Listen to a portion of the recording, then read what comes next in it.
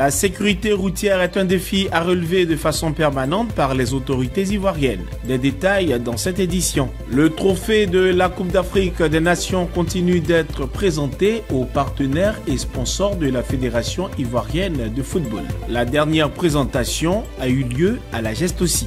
Nous y reviendrons. 11 mai 2024, le monde se souvient encore de Bob Marley, artiste chanteur reggae.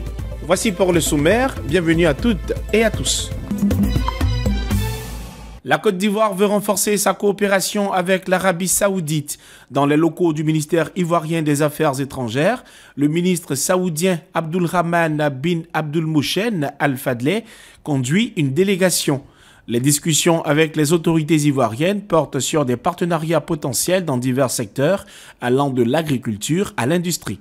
Dans le cadre de la continuité dans nos relations, qui sont déjà multiformes et très riches. La venue de Monsieur le ministre est un jalon supplémentaire que nous posons sur le chemin radieux et vertueux de nos relations, notre coopération bilatérale. Je suis donc heureux de sa présence ici et je souhaite que son séjour soit le plus enrichissant possible. Merci d'être venu. Nous pensons que les opportunités sont énormes ici en Côte d'Ivoire dans le domaine économique, notamment dans le domaine de l'agriculture et de l'alimentation. Donc, nous avons essayé, n'est-ce pas, de découvrir, d'explorer ces domaines-là de l'agriculture. Et nous essayons de voir quels sont les domaines, les opportunités d'investissement dans le domaine de l'agriculture. En parallèle, la Chambre de commerce et d'industrie a réitéré son engagement à renforcer les échanges directs entre les entrepreneurs des deux pays, offrant une plateforme propice à la création de partenariats commerciaux et à l'exploration de projets d'investissement mutuellement bénéfiques. On a convier toutes les entreprises de la Côte d'Ivoire, surtout dans le monde de l'agriculture, à faire valoir donc leur potentiel et auprès des institutions de l'Arabie Saoudite. Les relations diplomatiques entre les deux pays démarrent en 1993. La Côte d'Ivoire a adhéré en décembre 2015 à la coalition internationale de lutte contre le terrorisme initiée par l'Arabie Saoudite qui comprend 34 pays.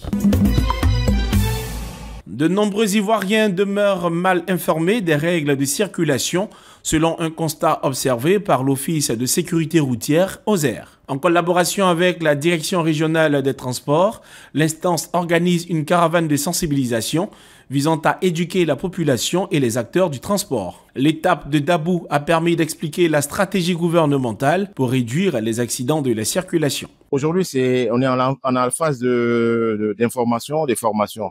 C'est ça l'atelier. Mais nous serons là pour la phase de l'application.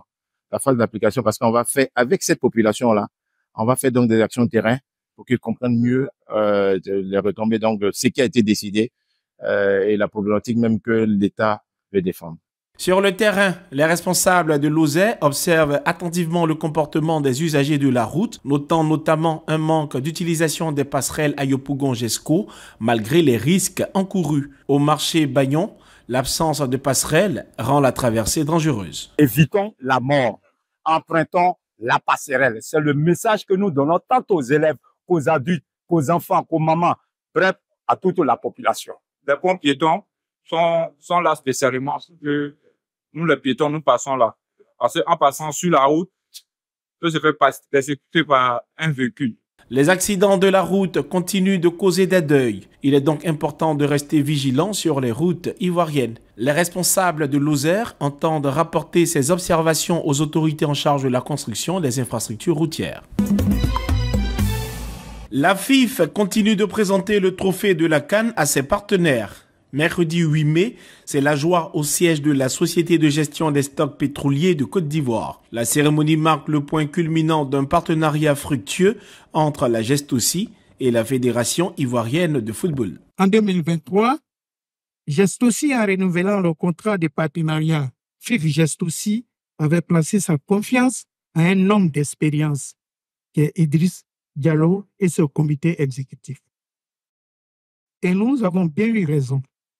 La suite se passe des commentaires et la Côte d'Ivoire a décroché sa 3e étoile en 2024. Et pour nous, c'est fondamental pour que vous sachiez que nous sommes reconnaissants au fait que vous nous ayez fait confiance à un moment où ce n'était pas évident. Et nous sommes convaincus que ensemble, nous allons encore remporter d'autres trophées. Le partenariat entre la Gestosi et la FIF témoigne de leur soutien mutuel et de leur contribution au développement du football en Côte d'Ivoire. Les deux parties entendent approfondir leur collaboration en vue de promouvoir des valeurs positives et stimuler l'excellence sportive.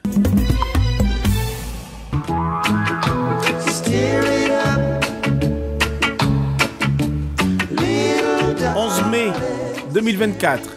43e anniversaire de la disparition de Bob Marley. L'héritage musical et spirituel de l'icône légendaire du reggae est célébré à travers le monde entier. En Côte d'Ivoire, les acteurs de cette musique rendent hommage à l'artiste emblématique. Pour Ras Julian, chanteur reggae ivoirien, l'engagement de Bob Marley en faveur de la justice sociale et de la lutte contre l'oppression continue d'inspirer des mouvements de justice et de droits civils.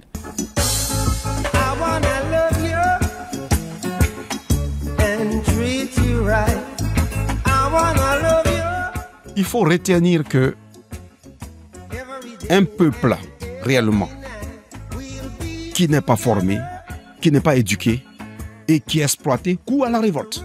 Rastafari, c'est ce qu'on dit. C'est ce qu'on dit dans le morceau, comment dirais-je, dans One Confrontation, dans War.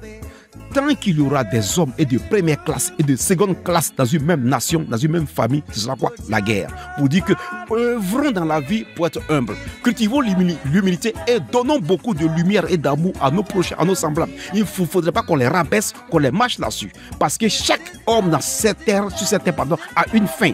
Tu as beau être puissant, je ne sais quoi, mais tu as une fin. Il faut qu'on se dise ça pour être plus humble, pour donner aux autres aussi de l'amour, pour apporter aussi un amour aux hommes qui sont égarés, qui traversent des périodes très difficiles. L'influence de Bob Marley continue de transcender les frontières et des générations, témoignant de la puissance universelle de son message et de sa musique intemporelle. C'est la fin de ce 7 minutes. Merci de l'avoir suivi. Très bonne suite de programmes sur 7info et sur 7info.ci.